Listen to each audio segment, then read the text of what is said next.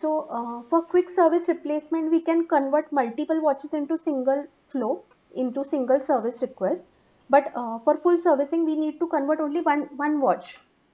So here, that is why I have taken an example of 2 watches, okay, and both I have marked as quick service replacement. So I can combine both watches, both brand watches into single transaction. So the next transaction after inquiry is service request. So for quick service, I'm choosing both the brand watches and clicking here as create quick service. Okay. So here the inquiry which we created right now is converted into service request, and the service request number is generated sequentially. Okay. And in SMP, for all the transactions we have locking feature. That is, if one of the user is using this record for editing purpose, the other user should not be able to access that same record. That is why we are showing a edit button here. So this button will initiate your editing process. So here currently, if you see, we cannot edit anything. If we want to edit this record, you have to click on edit so that the other users using the SMP can be understood that this transaction is in process. So we can see in the listing pane here, if we click on research,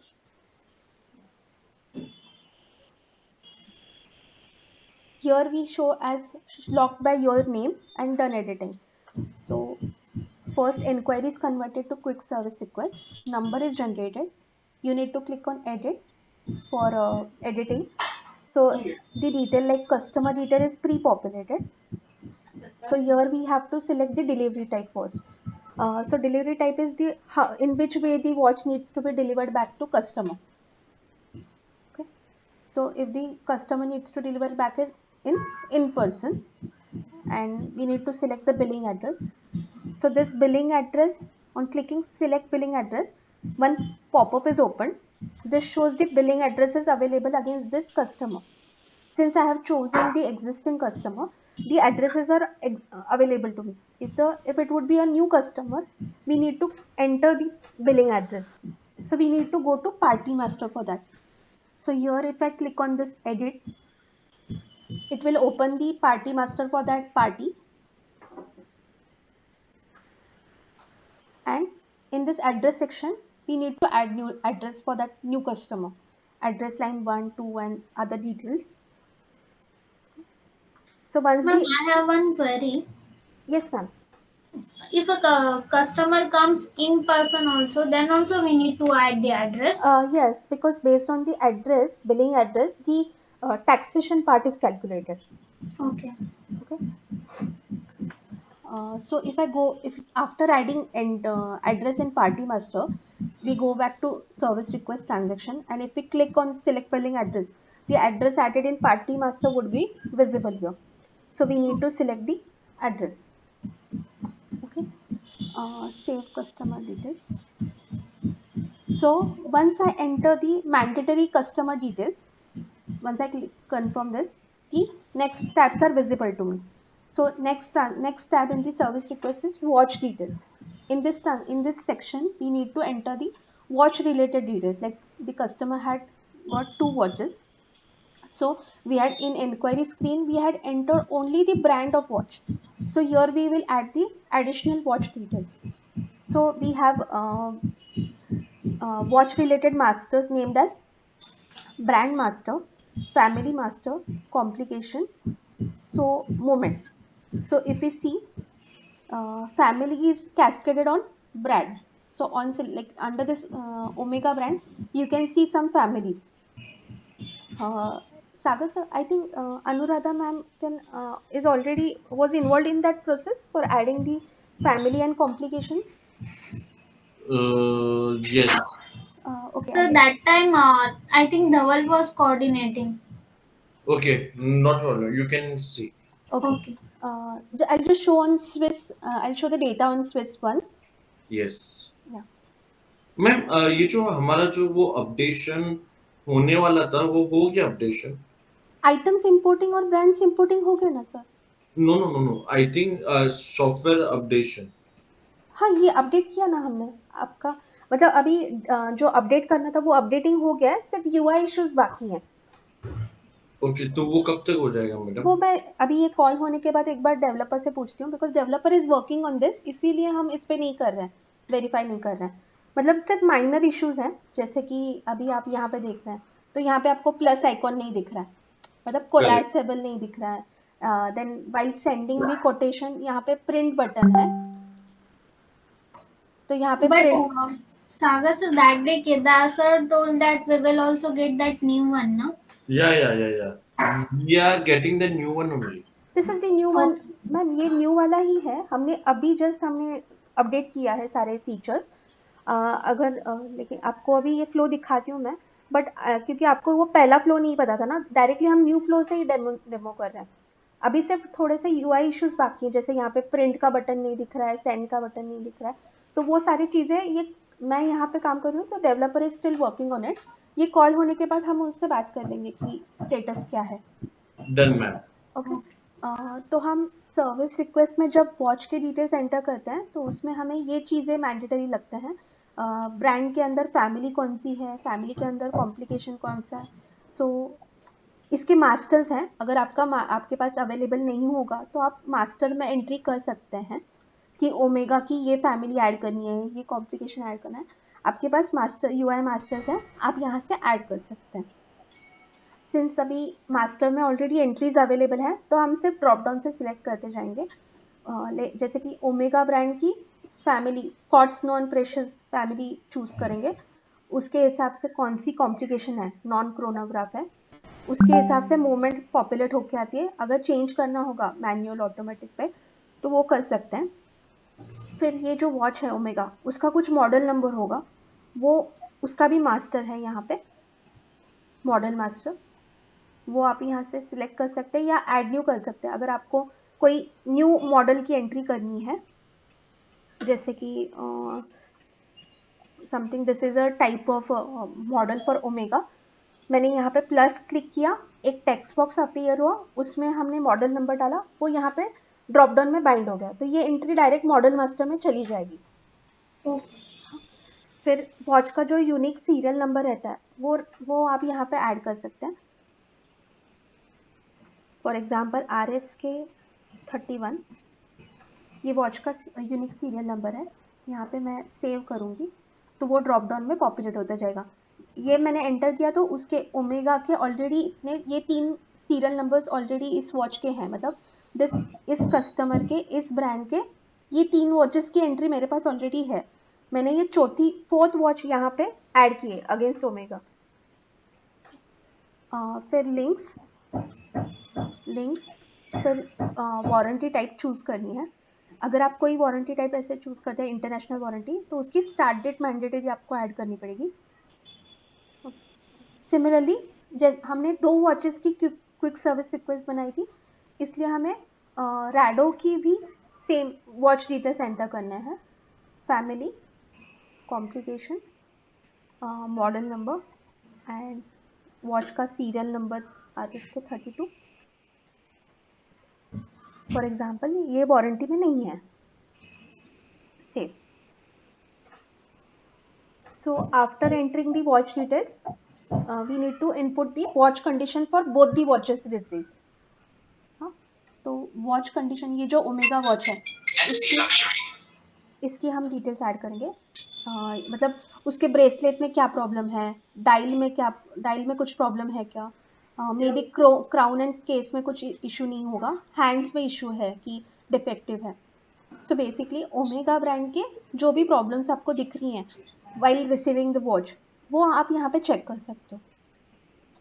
अगर आपको इसमें कुछ add करवाना होगा, तो वो भी हम यहाँ पे एक मास्टर है, कंडीशन ऑफ वॉच। पेंड्रा का। अरे पर उससे तेरे को बोला ना चश्मा भी देने का है।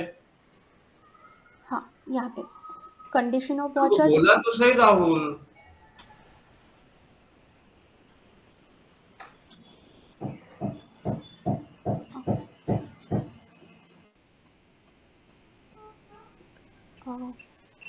Yes, ma'am. आप carry on. Okay okay. तो अगर आपको कोई ब्रेसलेट के लिए और कुछ डिफेक्ट मार्क करना होगा कि कुछ, तो मतलब अपार्ट फ्रॉम दीज, तो आप यहाँ पे एंटर कर सकते हैं सर्विस रिक्वेस्टेड और कंडीशन ऑफ वॉचेस में आप Okay. इंपोर्ट कर सकते हैं। तो ये ओमेगा ब्रांड के जो भी कंडीशंस थे वो हमने इनपुट किए, उसके साथ आप उसकी वॉच की इमेज कैप्चर करेंगे ओमेगा की। तो यहाँ पे मैं इमेज अपलोड करती हूँ ओमेगा की, मल्टीपल अपलोड कर सकते हैं यहाँ पे। ओके यहाँ पे क्लिक करेंगे तो न्यू टैब में वो ओपन हो जाएगी। हाँ, वीडियो कैप्चर करना होगा तो वीडियो भी अपलोड कर सकते हैं यहाँ पे। तो ये आपने वॉच ओमेगा के इनपुट किए, वैसे ही आपको रैडो के लिए भी इनपुट करने पड़ेंगे वॉच कंडीशन। ओके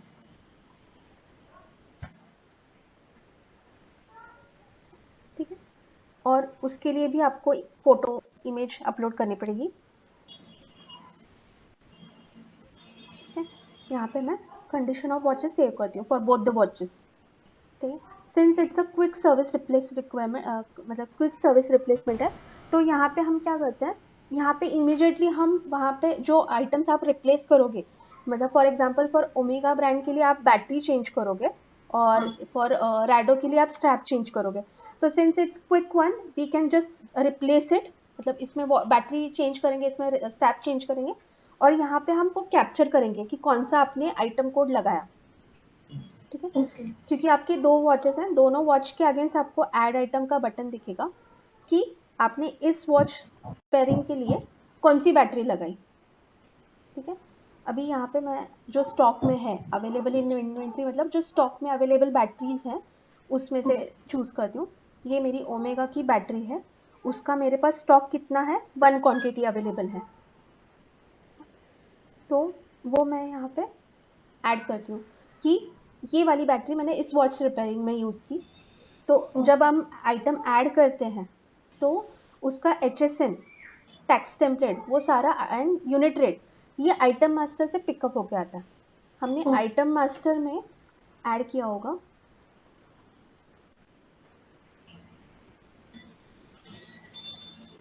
ये आइटम मास्टर है जहाँ पे हम सारे आइटम्स जो भी सिस्टम में यूज़ करेंगे वो यहाँ पे अपलोड करेंगे, और उसकी स्टॉक हम लोग अपलोड करते हैं, मतलब ओपनिंग स्टॉक आप एक बार अपलोड करोगे कि ये आइटम हमारे पास कितना है।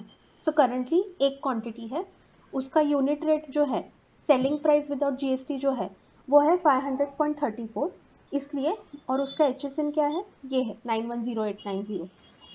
ठीक है, तो अगर जैसे ही आप आइटम ऐड करोगे ट्रांजैक्शन में तो उसका HSN प्रीफिल होके आएगा, यूनिट रेट प्रीफिल होके आएगा, और टैक्स टेम्पलेट यहाँ पे क्यों नहीं आया, बिकॉज मैंने टेस्टिंग पर्पस के लिए एक HSN को इस HSN कोड को 2 टैक्स टेम्पलेट मैप किए हैं, पर आपकी केस में आपके HSN कोड को एक ही टैक्स टेम्पलेट मैप रहेगा, तो वहाँ पे वो ऐसे ऑटोमेटिक सेट होके डायरेक्टली टैक्स टेम्पलेट कैलकुलेट करके लाएगा, मतलब यूनिट रेट इंटू क्वांटिटी करके टैक्सेबल अमाउंट, और उस पर टैक्स लगे grand total for that item. Similarly अगर रैडो की वॉच में आप स्ट्रैप चेंज करोगे तो यहाँ पे मैं स्ट्रैप का आइटम चूज करूँगी कि मैंने कौन सा चूज किया। Since it's a quick service replacement, हमने यहाँ पे किया था कि बैटरीज यूजुअली रिप्लेस होती हैं, तो बाय डिफ़ॉल्ट कैटेगरी बैटरी वाली चूज होके आती है, आपको चेंज करना पड़ेगा यहाँ पे। और फिर यहाँ पे सपोज कोई स्ट्रैप का आइटम सर्च करते हैं, अभी फॉर एग्जांपल इसको ही मैं ट्रीट करती हूँ कि ये स्ट्रैप है और अवेलेबल 3 है।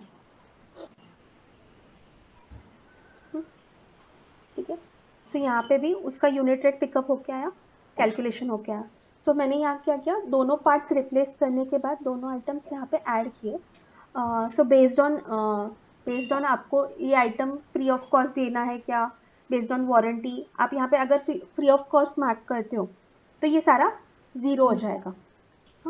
ओके फिर ये क्लेमेबल इसलिए है, ये क्लेमेबल इसलिए है कि अगर आपने ये आइटम आपको ब्रांड से क्लेम करना होगा, क्योंकि आप इस वॉच रिपेयरिंग में एक पार्ट लगा रहे हो और इसका आपको ब्रांड से क्लेम लेना होगा, तो आप यहाँ पे चेक मार्क कर सकते हो।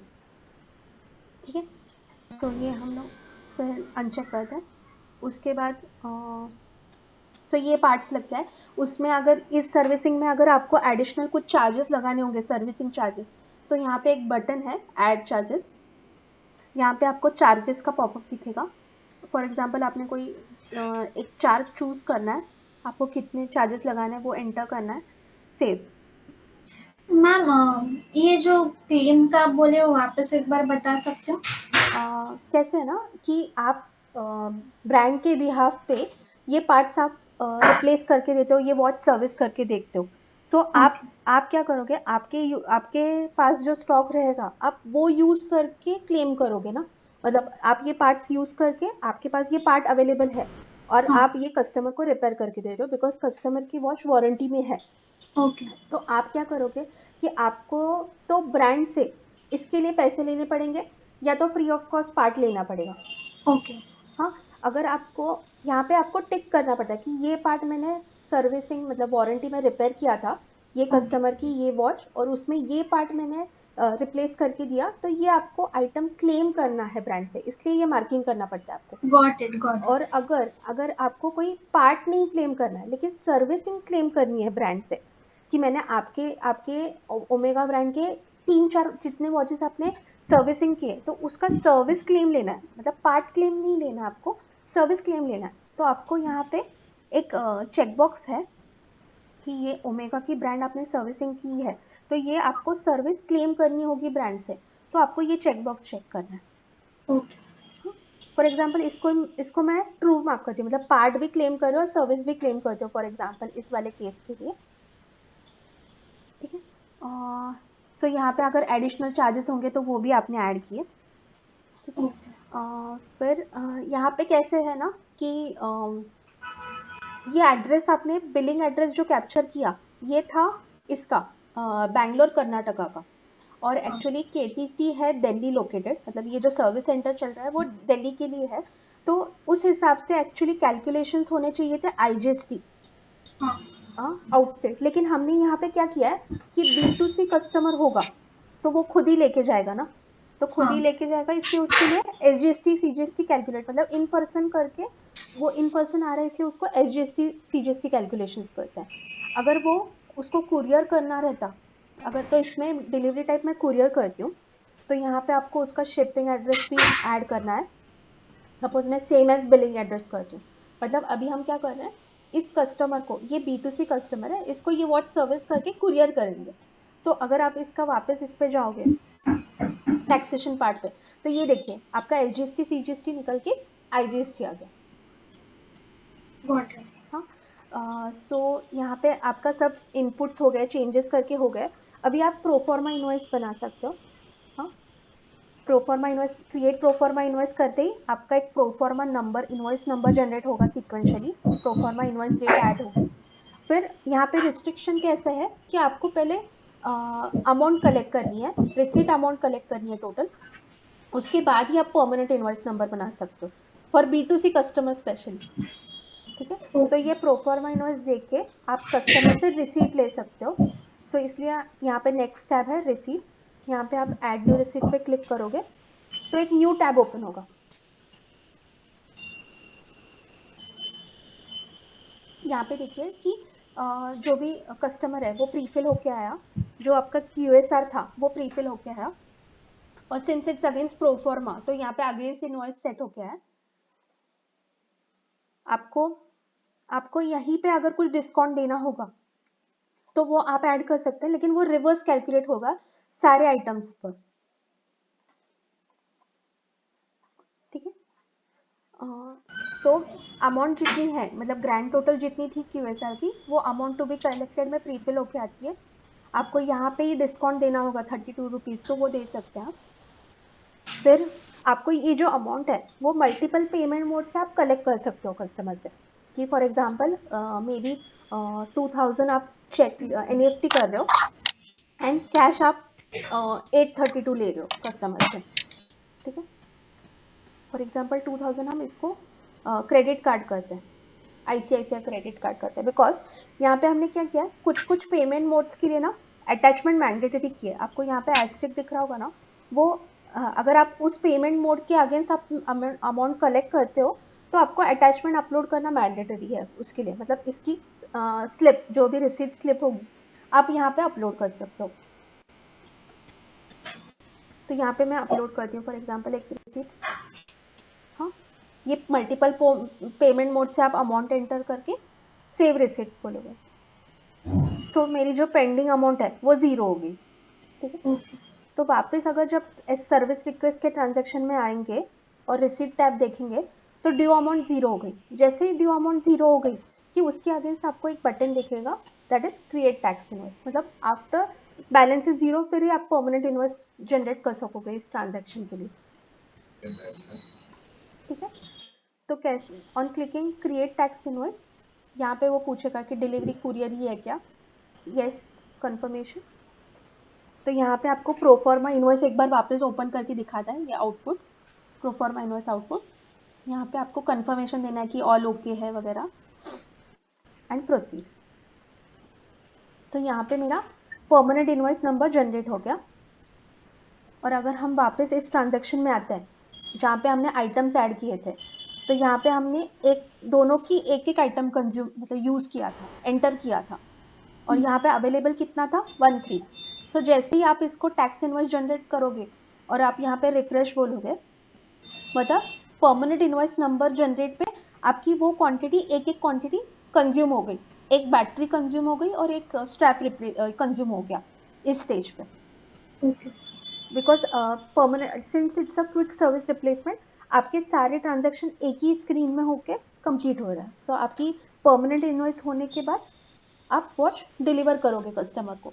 सो डिलीवरी टैब में आपको डिलीवरी डेट मतलब आज की डेट प्रीफिल होके आ रही है, कुरियर से भेज रहे हैं इसलिए कुरियर, फिर ये कुरियर एजेंसी है, मतलब जो ट्रांसपोर्टर्स हैं वो आप पार्टी मास्टर में ऐड कर सकते हो। यहाँ पे मैंने फेडेक्स चूज़ किया, फिर कुछ डिटेल्स अगर आपको ये डालने हैं, airway bill number, e-way bill number, कोई कमेंट डालनी होगी तो वो जो कस्टमर मतलब किसी कुछ एडिशनल इन्फॉर्मेशन आपको डिलीवरी के लिए रिलेटेड डालनी होगी वो डाल सकते हैं, कुछ अपलोड करना होगा इसके लिए तो वो कर सकते हैं यहाँ पे। ठीक है, सो यहाँ पे हम वॉच कस्टमर को वापस डिलीवर कर रहे हैं। तो मेरी सर्विस रिक्वेस्ट जो है वो डिलीवरी कंप्लीट हो चुका है, मतलब ये वॉच वापस कस्टमर को सेंड हो चुकी है। ठीक है, सो ये क्विक सर्विस रिक्वेस्ट फ्लो था जहाँ पे आप कस्टमर की इंक्वायरी लेके उसको क्विक सर्विस में रिप्लेस करके आप उसके सारी डिटेल्स एंटर करके एक ही ट्रांजैक्शन से सारे कुछ कर सकते हो, जैसे कि प्रोफॉर्मा इनवॉइस, टैक्स इनवॉइस और डिलीवरी सब एक ही ट्रांजैक्शन से करते हो।